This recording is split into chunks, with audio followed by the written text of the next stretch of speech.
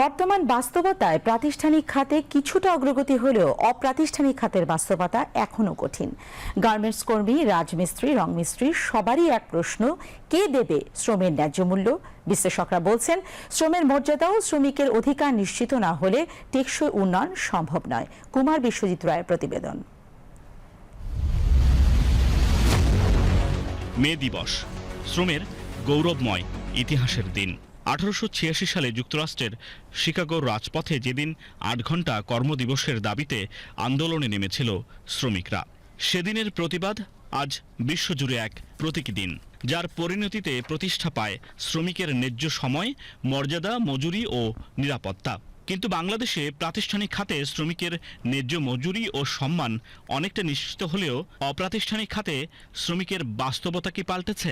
অনেক সময় দেখা যায় আমাদের ন্যায্য পাওনাগুলো আমরা পাই না।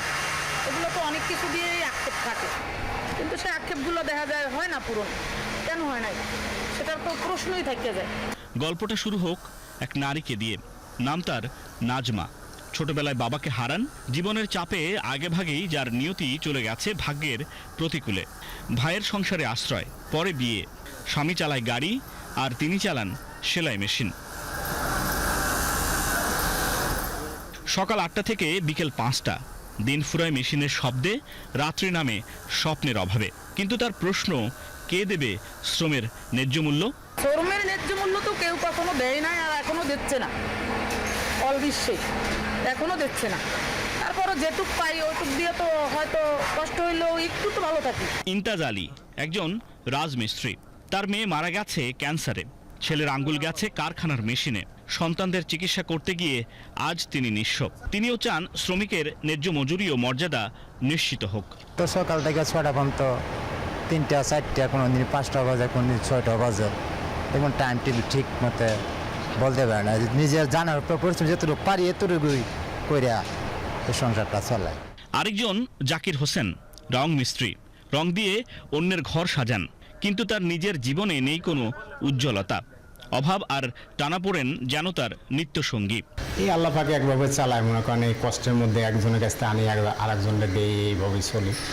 মানে অভাবটা থেকেই যায়, অভাব সবসময় থেকে যায়। আমি এখনো অনেক টাকা ঋণী আছি।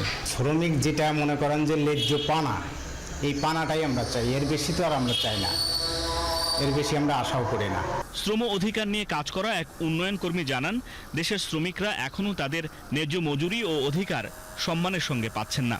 জাতীয় ও আন্তর্জাতিক আইন থাকলেও বাস্তবায়নের অভাব রয়েছে। নারী শ্রমিকদের ক্ষেত্রে যেটা বলবো, নারীর শ্রমিকের উপযোগী কর্মপরিবেশ দরকার।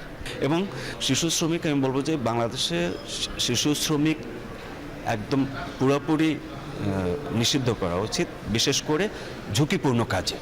ছাত্র জনতার পাশাপাশি হাজারো শ্রমিকের আন্দোলনের মাধ্যমে জুলাই গণ অভ্যুত্থানে পাওয়া নতুন বাংলাদেশে যেন প্রতিষ্ঠিত হয় শ্রমের ন্যায্য অধিকার।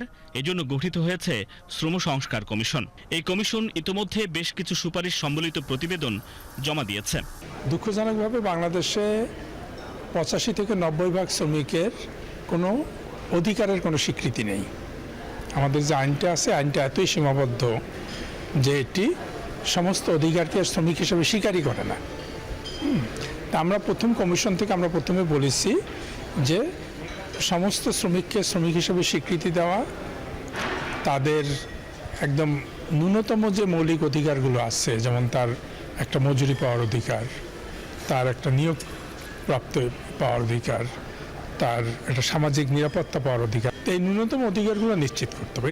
বিশ্লেষকরা বলছেন, শ্রম যেন কেবল উৎপাদনের মেশিনে না থাকে, বরং তা যেন পরিণত হয় মর্যাদা, নিরাপত্তা ও ন্যায় বিচারের পূর্ণ স্বরূপে।